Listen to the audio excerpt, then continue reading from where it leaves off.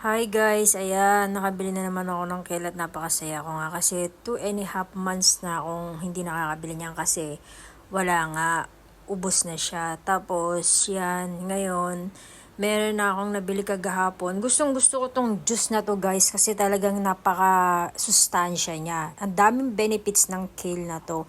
Medyo may kamahalan pero ano naman siya, worth it naman. Maganda siya sa brain, sa bone, sa heart, sa blood.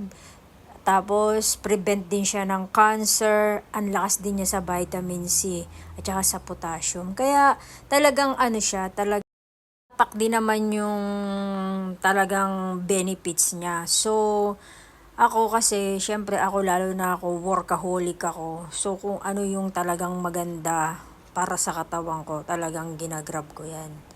'Di ba?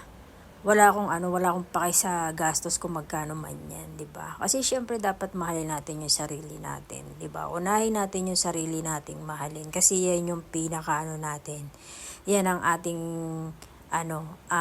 kayamanan, 'di ba? So, 'yan. Sobrang sarap niya talaga, guys. Kale.